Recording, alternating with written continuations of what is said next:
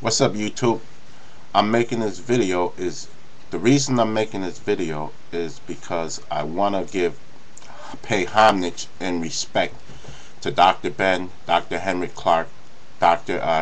Sheikh Anta Diop, Dr. Ivan Van Sertima, and all of the black scholars who sacrificed their time and energy to bring our history to our people.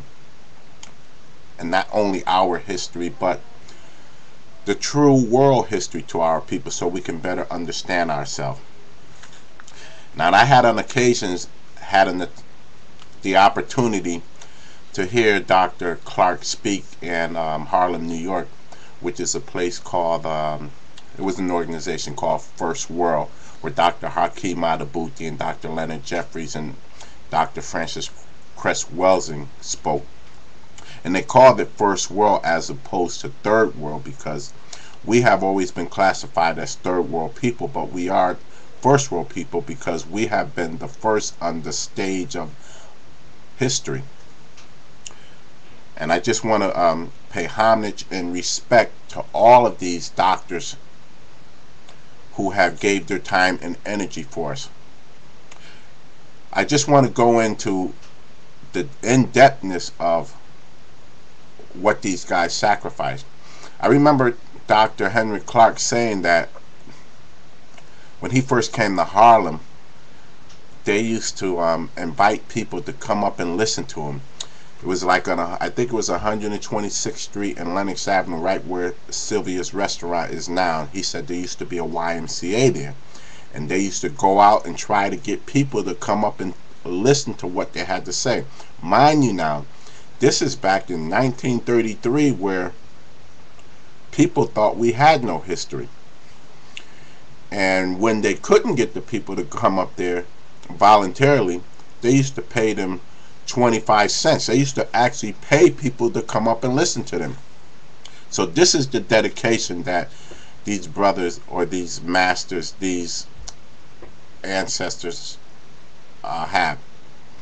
And I salute Sarah Suit and Setting, who always give respect to Dr. Ben. He's always given respect to the elders and the master. Now I see why he did that. Now I'm listening to Dr. Henry Clark right now, and he tells the woman the story of she asked the question, why did he say why black history? And he says you have to incorporate our history along with world history. When you're speaking of history, you don't separate black history from world history. Then he goes on to tell a story about, he said you have to show the relationship of, for instance, George Washington with our people, how we fit into the history. And he goes on to tell the story about the woman in the restaurant that saved George Washington's life when he was about to be poisoned.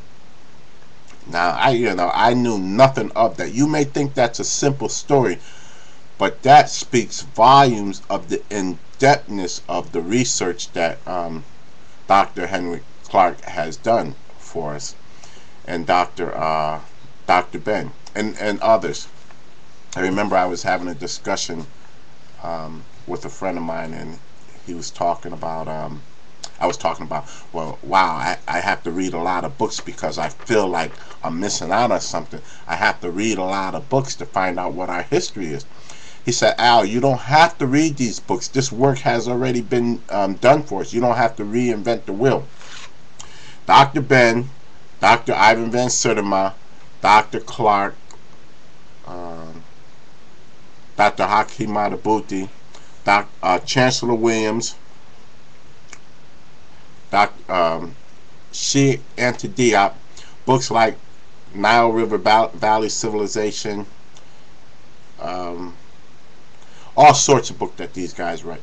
Our history is all in there. And I noticed like guys like Dr. Seti, not Dr. Seti, well, you can call him a doctor because he is just as intelligent as a doctor. I give him an honorary doctorate degree. Well, Sarah Suit and Setting, he studies under people like Dr. Ben Dr. Henry Clark. And, you know, to me, the guy is a very intelligent person. Plus my friend Julius, who studied under these guys.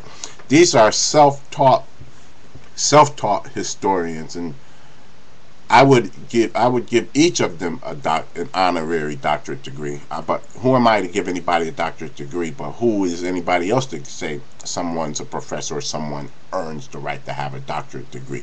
Well, I'm professing right now. I give my friend Julius the doctorate degree. I give SETI the doctorate degree. I mean, Dr.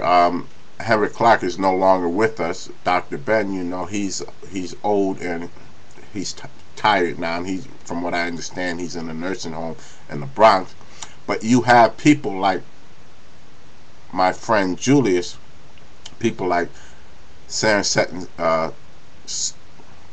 Sudi, and others who have picked up the torch. So I just want to take this opportunity to give my respect to all of you guys and thank you for the work that you're doing.